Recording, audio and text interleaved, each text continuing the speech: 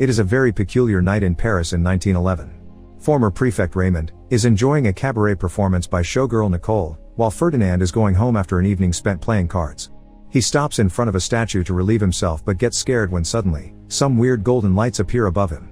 This is an optical illusion caused by Professor Joseph, an expert on ancient Egypt who has developed telepathic techniques after lots of research.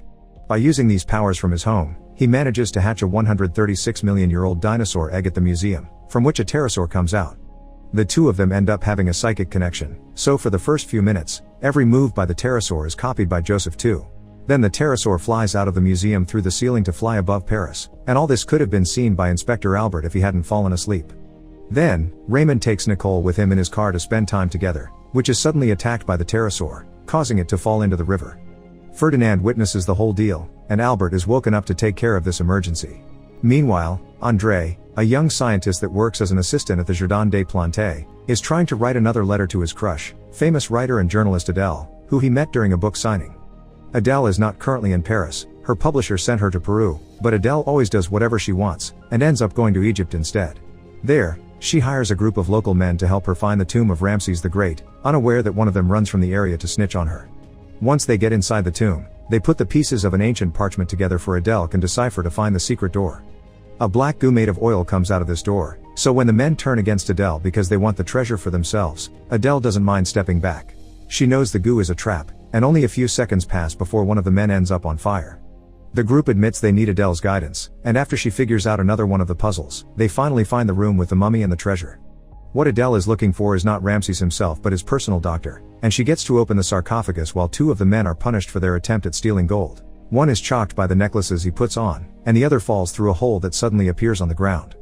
Adele's inspection of the mummy is interrupted by her nemesis, Professor de la Veillette. Thanks to the information from his spy, he's come prepared with a bunch of soldiers to capture her. Confused, de la Veillette wonders why she even wants an old mummy, thus Adele explains her sister is ill and this ancient doctor is the only one that can help her. Of course, he needs to come back to life first, and to achieve that, Adele is planning to use Joseph's published research. De la Veillette finds the whole idea laughable and, after stealing the book, he makes the soldiers take her back to the first room to execute her since that is the punishment for foreign looters. When asked about her last wish, Adele asks for a cigarette, so when de la Veillette comes closer to share one, she steals the lighter and hits him on the groin. Then, she pushes de la Veillette into the mummy wrapping machine and runs into the goo tunnel, dropping the lighter to start a fire behind her which stops the soldiers from following her. Once she reaches the mummy room, she jumps into the sarcophagus and pushes it into the grave, breaking through the ground and falling into a river that takes her out safely. Now she can row her way back to the city while the men free de la Veillette, who swears revenge. Back in Paris, the police are interrogating Ferdinand, but they don't believe him when he says he saw a dinosaur and that the former prefect could have an affair with a showgirl. However, soon more information arrives and the bodies have been confirmed to be Nicole and Raymond, so Albert kicks Ferdinand out before telling his officers to keep this information private to avoid a scandal. This doesn't work out though, and in the morning, every newspaper in the city is talking about the pterosaur and Raymond's affair. The president hears about this as well and quickly sends orders to his cabinet to take care of the mess to avoid panic in the population, choosing to pretend not to have seen the pterosaur flying by his window. He wants the results by the end of the week, but each politician that receives the order passes it to another man on a rank below until it reaches Albert, who is given only 24 hours. In the meantime, André visits his friend Professor Menard at the museum and finds the broken egg, quickly guessing it was hatched from the inside. Albert comes over as well, but he is incredibly dull-witted and doesn't put two and two together. To get him off his back, Menard sends him to see Joseph, who specializes in the era the pterosaur is from. Speaking of Joseph, he's charmed the pterosaur with raw meat and is now hiding it in his apartment. When Albert and the cops arrive, the dinosaur stays behind a curtain while Joseph tells the officers everything he knows about pterosaurs. Albert steals Joseph's breakfast and takes a bite from a hard egg. This angers the pterosaur and causes it to thrash the apartment before flying out. As a result, Joseph gets arrested. Back to Adele, she arrives in Paris with the mummy and takes it to her apartment after lying to her editor, saying she did visit Peru and the box contains a huge pipe. Once she gets home, she quickly dismisses the nurse that has been taking care of her sister, and ignores all the letters André has sent her because they can be her reading material during bath time. Then she checks on her sister Agathe, who is comatose in bed with a hat pin through her head. She promises to heal her soon, but since she has lost the book, she'll have to find Joseph so he can do the ritual himself. On her way out, she bumps into André, who has brought another letter. Adele adds it to the pile on the table and that's when she finally sees the newspaper saying that Joseph will be sent to the guillotine. André tells her what prison Joseph is in, and Adele rushes there disguised as his lawyer. Joseph explains he can't use his telepathic technique to escape because he's using all his power to control the dinosaur and stop it from killing again, so Adele will have to find another method to get him out. Sadly, at that moment the real lawyer arrives, and Adele is kicked out, forcing her to try many different costumes with the hope to reach Joseph again. First, she pretends to be the cook and hides the real cook's badge inside Joseph's plate, but of course, the real cook tells the officers of the theft, and the plan is busted. Next, she tries a nun and a nurse, but both times she's discovered as well. The disguise that finally works is a guard, but by the time she makes it to Joseph's cell, it's too late, he's been transferred to get him ready for the execution. Meanwhile, Albert welcomes Justin, a famous big game hunter that has been hired to hunt the pterosaur, and he plans to start by studying the creature's behavior. For this, they go to the Eiffel Tower, but all they achieve is getting pooped on by the dinosaur. Justin recognizes the excrement as made of mutton, which means their next stops are every place in the city with sheep in it, from farms to the Jardin des Plantes. The next morning, Adele goes to see the president, who remembers her fondly because of an old interview they had together. Adele points out he has always been against the death penalty and asks him to pardon Joseph, but the president only tells her he'll think about it. Their conversation is interrupted by the pterosaur, who is flying down, so Adele tackles the president to the ground and the dinosaur kidnaps the dog instead. The guards see this as an attack on the president and kick Adele out. In the Jardin des Plantes, Albert and Justin are dressed up as sheep, waiting for the pterosaur to show up. The one that finds it however is André, who did some research and shows Menard the results. He has put some pieces of the eggshell and a bunch of meat in a quiet place, and the pterosaur has come with a dog, thinking it is its nest. Back to Adele, she tries to explain to the police that Joseph is the only one that can control the pterosaur, but they don't believe her and kick her out as well. She returns home and, after apologizing to her sister, she takes a bath and finally reads André's letters, finding the answers she's been looking for. Adele rushes to see André, thanking him with a kiss for his genius, and makes him take her to the dinosaur nest.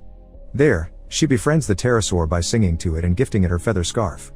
Once the creature allows her to come closer, Adele climbs on it and tames it into giving her a ride. The pterosaur flies Adele to the local prison and uses its claws to snatch Joseph out of the guillotine, causing the executioner to lose his head instead. While they fly back to the nest, they are seen by Justin, who rushes after them while Albert stays behind sleeping. Joseph gets to reunite with his old friend Menard, but this sweet moment is interrupted by Justin, who shoots the pterosaur and causes Joseph to get hurt as well because of their psychic connection.